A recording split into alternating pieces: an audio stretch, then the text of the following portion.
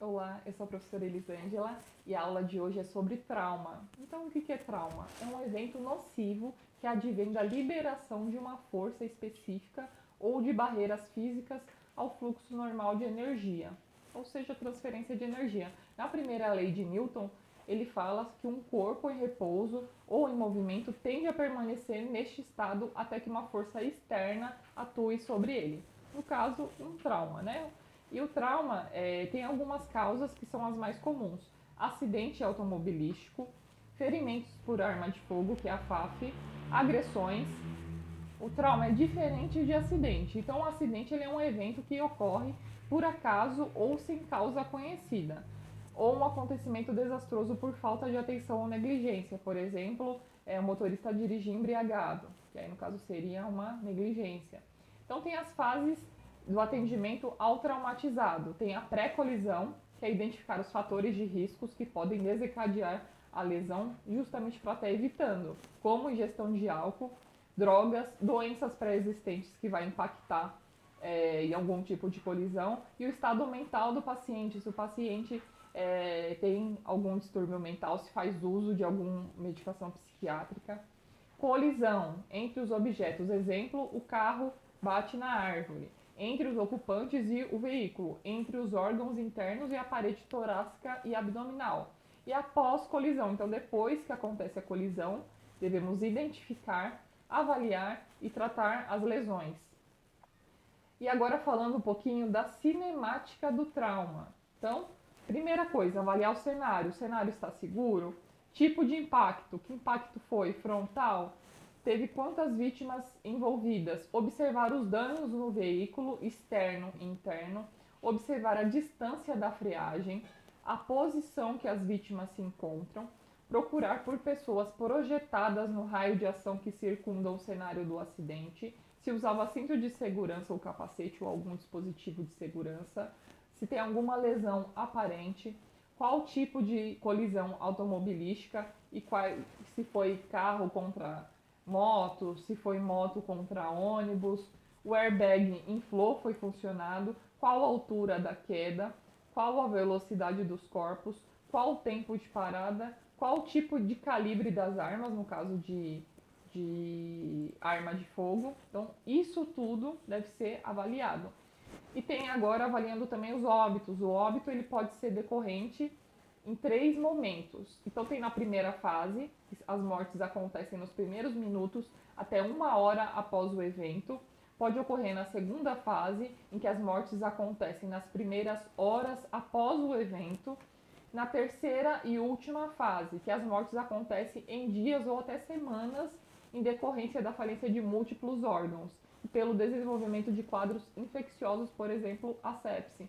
Então, depois do trauma, o paciente sai tudo bem, tudo normal, e aí passa algumas semanas depois ele acaba entrando em óbito por conta da sepse ou alguma outra complicação.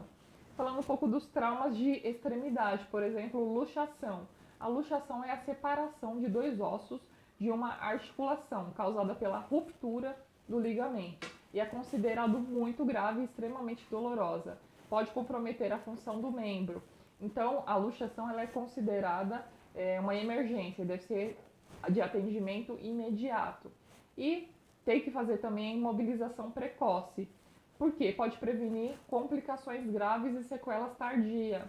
Então, quanto mais tempo você levar para fazer a imobilização dessa luxação, maior vai ser o risco de complicação. E a assistência da enfermagem deve auxiliar durante essa imobilização, providenciar os materiais necessários, administrar analgésico, porque é uma dor muito grande que o paciente vai sentir, compressas de gelo e manter o paciente em posição confortável. É importante realizar o registro de como foi encontrado a lesão, as condições de perfusão periférica antes e após a imobilização. Fratura. A fratura é uma interrupção na continuidade do osso. Então, trata-se de uma emergência trauma ortopédica também, que requer boa orientação de atendimento. Primeira coisa é calma e tranquilidade por parte de quem for socorrer e transportar e fazer o transporte adequado também. Ocorre geralmente devido à queda impacto ou movimento violento com esforço maior que o osso pode suportar, e o envelhecimento em determinadas doenças, por exemplo, a osteoporose. Então, aumenta o risco de fraturas. Uma fratura que é muito recorrente em idosos é a fratura de fêmur, que é decorrente também muitas vezes de queda, que pode ocorrer mesmo após traumatismos banais. Essas lesões são chamadas de fraturas patológicas.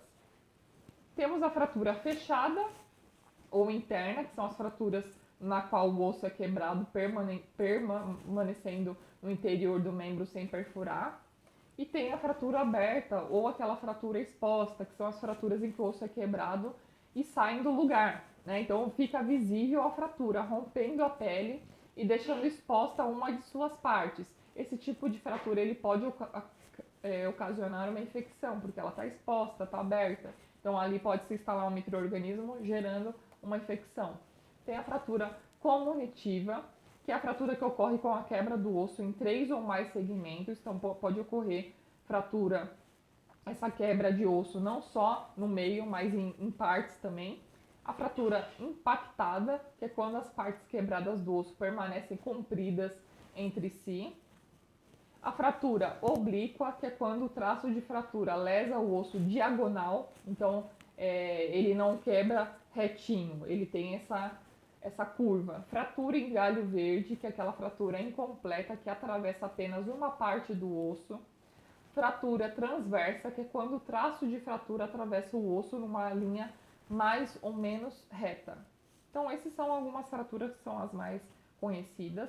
E tem os sintomas, que é bem característico a dor, que aumenta com o toque ou com o movimento, incapacidade funcional, impossibilidade de fazer movimentos na região atingida, acentuada impotência funcional das extremidades, edema, que é o inchaço, alteração da cor na área afetada, angulação, curvatura anormal da região afetada. E a assistência deve fazer a monitorização desse paciente, dos sinais vitais, observar o estado geral do acidentado, o estado de consciência também, procurando lesões mais graves com ferimentos, observar a hemorragia, se há presença de hemorragia, acalmar o acidentado, pois ele fica apreensivo e entra em pânico, com medo de perder um membro, com medo de entrar em óbito, enfim, o paciente ele fica apreensivo por diversas causas e cabe a nós da saúde estar acalmando esse paciente. Acesso venoso, administrar o soro prescrito e a medicação prescrita também e fazer o controle de se tiver hemorragia. Fazer sempre a realização de curativo de acordo com a lesão, auxiliar a imobilização. E temos também quando acontece a amputação traumática, que é considerada uma lesão de risco à vida pela presença de hemorragia e a hipovolemia. A hipovolemia seria a redução drástica de sangue.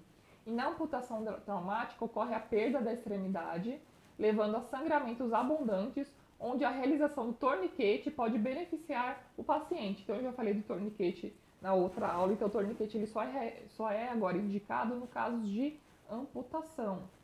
Por exemplo, o paciente teve algum outro acidente que não precisou amputar o membro e ele é contraindicado o uso de torniquete. Então, a possibilidade de reimplantar o membro, ela é considerada quando a amputação ocorre em dedos ou segmento distal da extremidade, abaixo do joelho ou do cotovelo, quando a lesão está limpa, isolada e regular.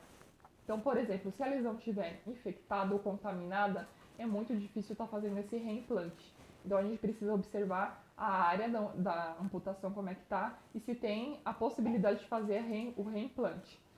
E é necessário que o cliente seja transferido para um serviço que possa ter uma equipe treinada na execução dos procedimentos do reimplante.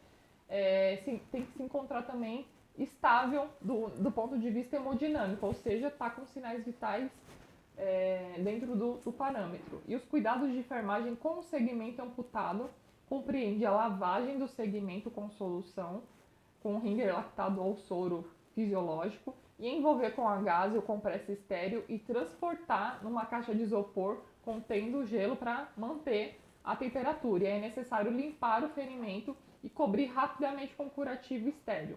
E o acesso venoso e a administração de analgésicos para estar controlando a dor desse paciente. E temos também o TCE, que é considerado a principal causa de morte em adultos jovens. Aqueles que sobrevivem frequentemente desenvolvem invalidez, compromete o trabalho e a atividade social. Então é um fator de risco muito grande aí nos jovens. Por isso a sua atenção no atendimento aos clientes traumatizados em especial. Os danos podem ocorrer em duas formas. Lesão primária, que é o dano inicial ao cérebro com decorrência do evento traumático. Lesão secundária, que evolui nas horas após o dano. E as causas mais frequentes é acidentes automobilísticos, quedas e agressões. Assistência de enfermagem, administrar medicação para dor, administrar oxigênio quando indicado, monitorar os sinais vitais, realizar ATC, tomografia de crânio, realizar os cuidados pré-operatórios caso seja necessário, acesso venoso e administração de vasoativos ou algum sedativo também.